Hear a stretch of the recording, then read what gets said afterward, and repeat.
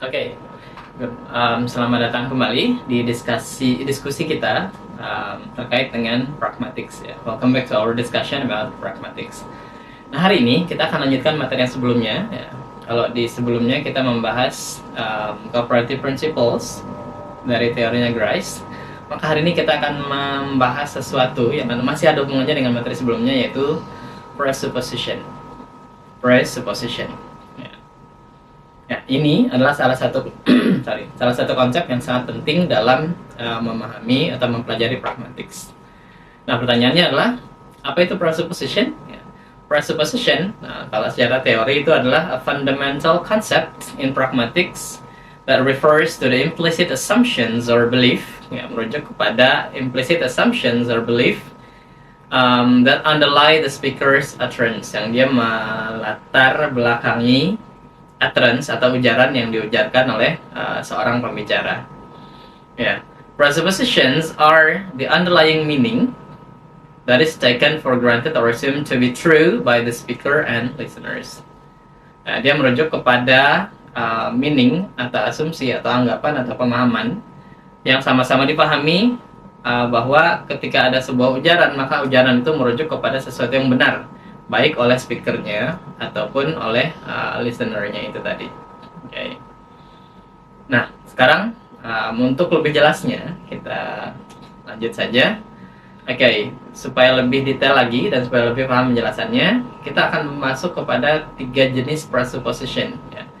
Ada 3 jenis presupposition. Yang pertama itu namanya adalah lexical presupposition. Kemudian yang kedua adalah structural presupposition, dan yang ketiga adalah ada yang namanya non-factive presupposition. Tiga-tiganya itu adalah anggapan atau pemahaman kita terhadap fakta atau apapun yang kita masukkan ke dalam ujaran, dan itu adalah merujuk kepada the real world. Ya. Nah, ada yang namanya lexical presupposition. Lexical presupposition itu adalah implicit assumption that encoded meaning of individual words or phrases itu adalah true. Ya. Ini dia berkaitan dengan kata-kata. Jadi misalnya, kita langsung contoh saja. Misalnya, kita mengatakan, I was glad to see my old friend again. I was glad to see my old friends again. Saya sangat senang bisa bertemu lagi dengan kawan lama saya. Nah, kata kawan lama, ya, karena ini leksikal, kata kawan lama itu menunjukkan bahwa ketika seseorang menggunakan kata kawan lama, berarti mereka sudah punya hubungan yang cukup lama antara satu orang dengan orang yang lainnya.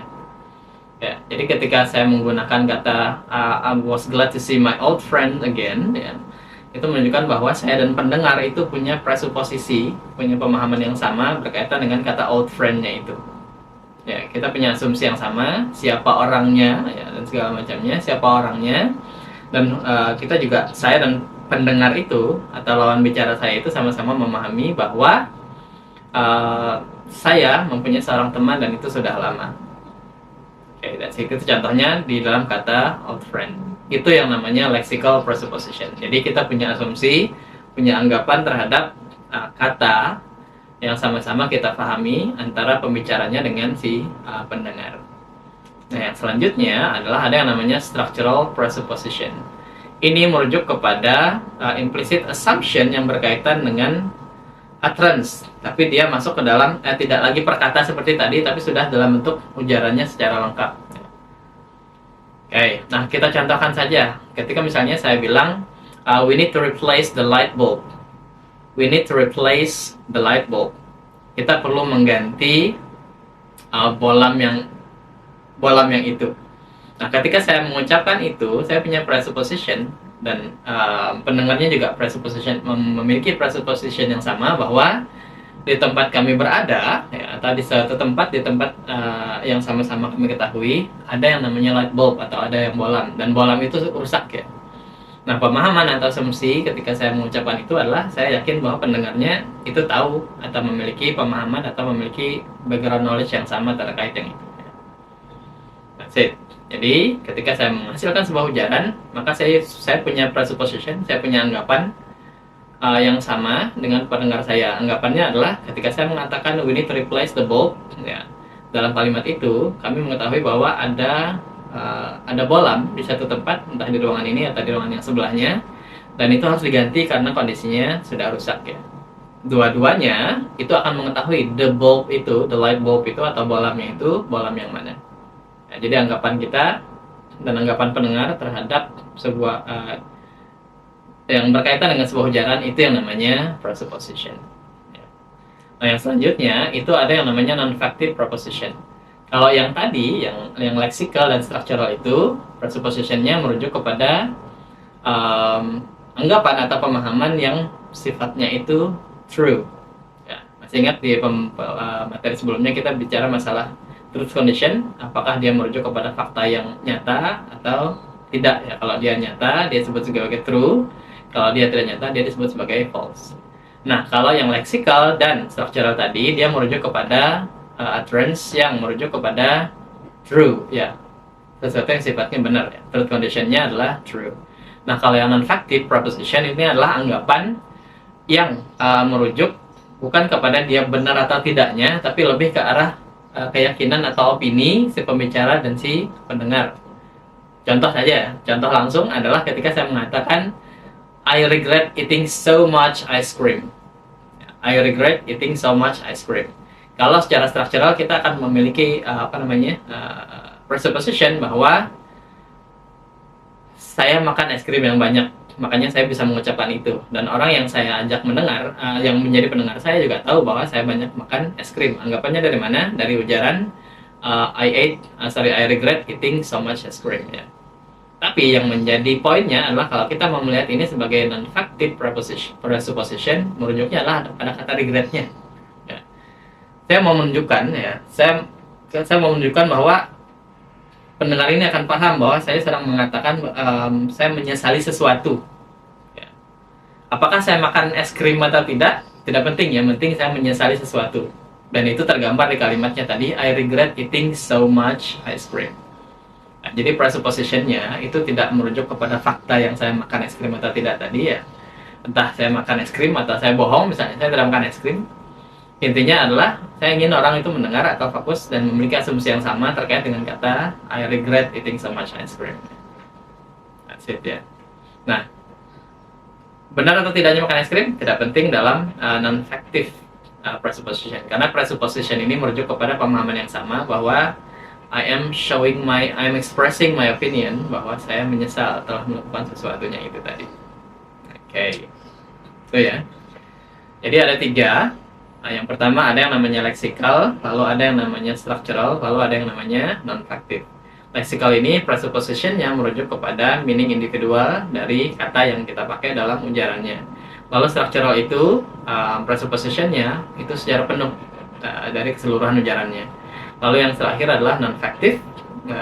Non-factive presupposition itu adalah merujuk lebih fokus kepada melihat opinion yang disampaikan, opinion atau belief yang disampaikan oleh si pembicara. Nah, kalau begitu, apa saja yang melatar belakangi sebuah presupposition ya. Jadi, when we are saying the words and then kita menghasilkan sebuah ujaran, kita punya presupposition. Nah, presupposition ini sendiri dia sangat dipengaruhi setidaknya oleh 4 hal. Ya.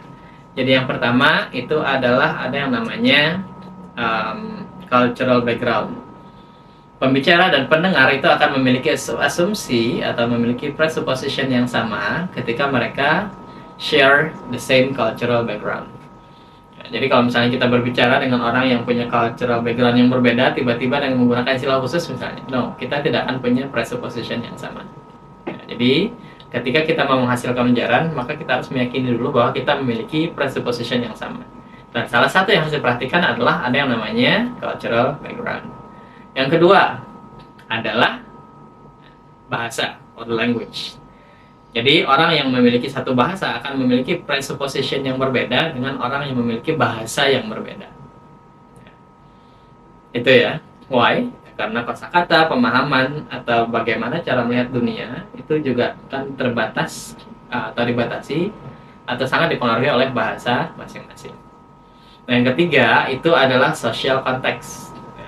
Yang ketiga adalah social context, konteks sosialnya. Jadi presupposition kita, misalnya in our language, misalnya di dalam bahasa Banjar, ketika saya bertemu dengan orang yang lebih tua, saya akan cenderung menggunakan kata pian untuk merujuk kepada orang kedua dalam percakapan itu. Bahasa Indonesianya kamu or you in English ya. In Banjaris we are going to say pian. Why? Karena saya dan orang yang saya ajak bicara itu punya presupposition yang sama. Kita punya asumsi yang sama bahwa ketika saya berbicara dengan orang lain, maka saya harus menggunakan orang lain itu lebih tua misalnya, maka saya harus menggunakan sesuatu yang lebih sopan. Kenapa? That is the social context. Yang selanjutnya, yang keempat, yang tidak kalah penting adalah personal experience atau individual differences-nya. Jadi presupposition itu akan berbeda antara satu orang dengan orang yang lain ketika kita melihat dari sisi personal experience-nya. That's why ketika kita mau bertemu, ketika kita pertama kali bertemu misalnya, kita tidak bisa langsung bla bla bla bla bla bla bla. Kita harus memberikan pengantar dulu ketika orang itu memiliki latar belakang budaya, bahasa, social context, ataupun yang terakhir tadi personal experience yang berbeda. Kenapa? Karena untuk saling memahami, kita harus memastikan dulu bahwa proposition yang kita miliki atau asumsi kita terhadap utterance itu sama dulu antara pembicara dengan pendengarnya.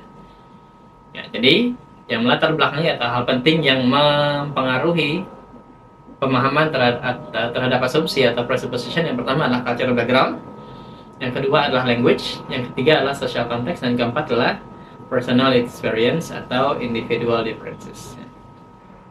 Oke, itu dia. That is what we call presupposition. Jadi, kita ulangi, presupposition itu adalah anggapan atau pemahaman yang diyakini oleh pembicara dan pendengar, dan itu merujuk kepada utterance atau ujaran yang dihasilkan dalam sebuah interaksi. Oke, that's it.